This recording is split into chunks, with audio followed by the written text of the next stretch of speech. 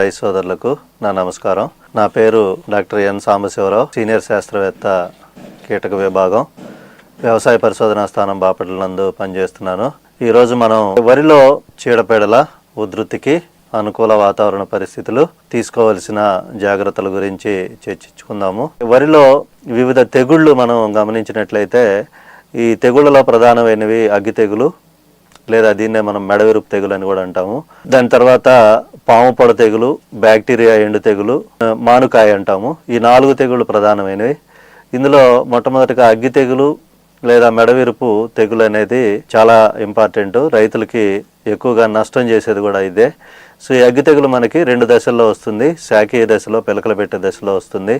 So శాఖీయ దశలో మనం గమనించినట్లయితే ఆకుపై చిన్న చిన్న నూలుకండి ఆకారం మచ్చలు ఏర్పడి క్రమేపీ ఈ మచ్చలు కలిసిపోయి ఆకులు ఎండిపోవడం జరుగుతుంది. దూరం నుంచి మనం గమనించినట్లయితే పంట కాలిపోయినట్టు కనిపిస్తూ ఉంటుంది అనమాట.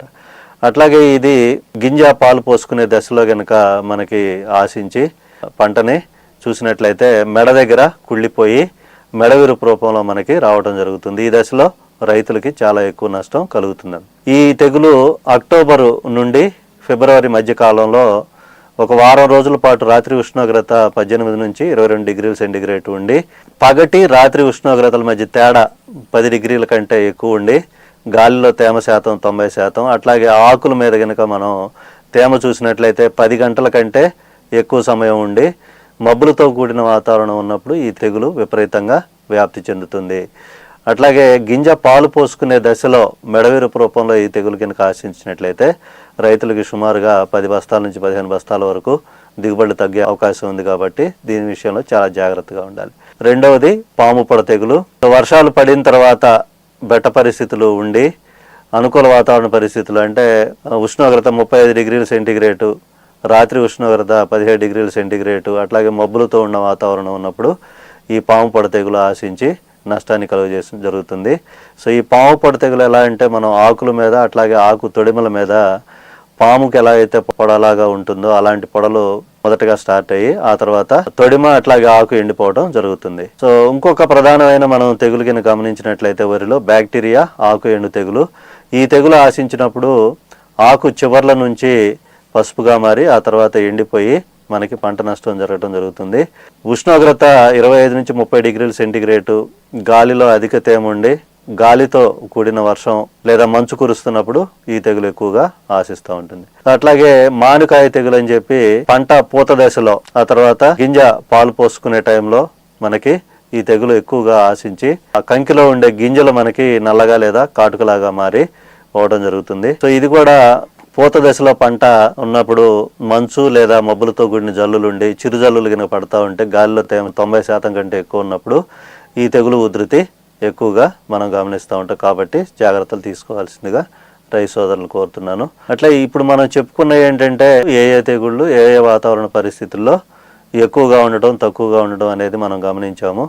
అయితే వ్యవసాయ శాఖ వైపు నుంచి, అట్లాగే ఆచార్య ఇంజనీరింగ్ వ్యవసాయ విశ్వవిద్యాలయం తరపు నుంచి, అట్లాగే భారత వాతావరణ శాఖ తరపు నుంచి మనం చూసుకున్నట్లయితే ఈ వాతావరణ పరిస్థితులు రాబోయే 5 రోజుల్లో ఎలా ఉంటాయని చెప్పి నిపుణులతోటి అంచనా వేసి వివిధ పంటల్లో ఆ పంట దశను బట్టి రైతులకి రేడియో, దూరదర్శన్, ఇఫ్కో ద్వారా, Nokia, Reliance foundation, news channels ద్వారా, న్యూస్ పేపర్స్ ద్వారా, ఈమెయిల్స్, అట్లాగే వాట్సాప్ ద్వారా సందేశాల రూపంలో తెలియజేయడం జరుగుతుంది. అట్లాగే ఆచార్య ఇంజనీరింగ్ వ్యవసాయ విశ్వవిద్యాలయం శాస్త్రవేత్తలు జిల్లాల వారీగా పొందుపరిచిన వాతావరణ సమాచారాన్ని బులెటిన్ల రూపంలో ప్రతి మంగళ అట్లాగే శుక్రవారంలో www.imdagreement.gov.in అనే వెబ్సైట్లో ప్రతి మంగళ శుక్రవారంలో అన్ని పంటల్లో వాతావరణం ఎలా ఉండబోతుంది, వచ్చే 5 రోజుల్లో ఏ విధమైన చర్యలు తీసుకోవాలనేది తెలియజేయడం జరుగుతుంది. సో అట్లాగే మీరు వాతావరణ సమాచారాన్ని తెలుసుకోవడానికి 2 రకాల యాప్లు ప్లేస్టోర్లో అందుబాటులో ఉన్నాయి.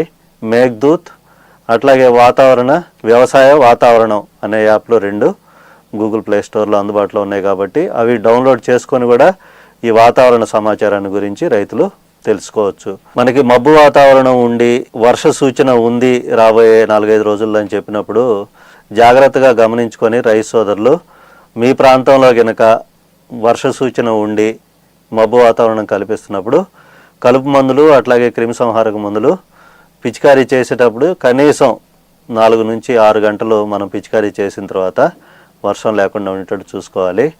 సో అట్లాగే వాతావరణంలో అధిక తేమ, అధిక వర్షాలు వంటి మార్పులు ఉన్నప్పుడు వాతావరణాన్ని బట్టి ఎప్పుడన్నా అంటే మనకి మబ్బులు వాతావరణం ఉండి తుఫాను కానీ లేకపోతే సైక్లోన్ వార్నింగ్ కానీ ఏదన్నా వచ్చినప్పుడు ఖచ్చితంగా మనం పంటపై శిలీంద్రనాశిని మందులు పిచికారీ చేసుకొని ఆకు మచ్చలు కానివ్వండి, అట్లాగే కాండం కుళ్ళు కానివ్వండి, ఇలాంటి తెగులు వ్యాప్తి చెందకుండా ఉండాలంటే మనం శిలీంద్రనాశిని కనుక పిచికారీ చేసుకున్నట్లయితే సైక్లోన్కి ముందు ఖచ్చితంగా మనం కొంతవరకు పంటని కాపాడుకోవడానికి ఆస్కారం ఉంటుంది.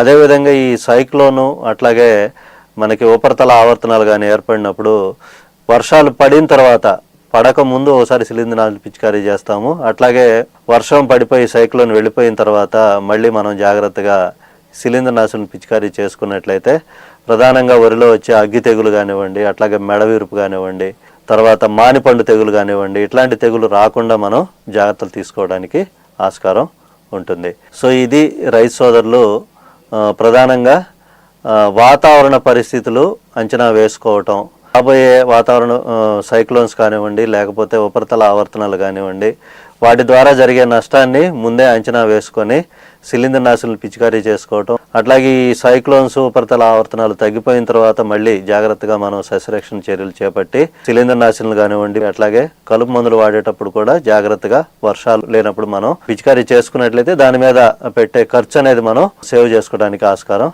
ఉంటుంది. సో చివరిగా నాకు ఈ అవకాశం ఇచ్చిన ఛానల్ వారికి ధన్యవాదాలు తెలియజేసుకుంటూ ఈ కార్యక్రమాన్ని ముగిస్తున్నాను.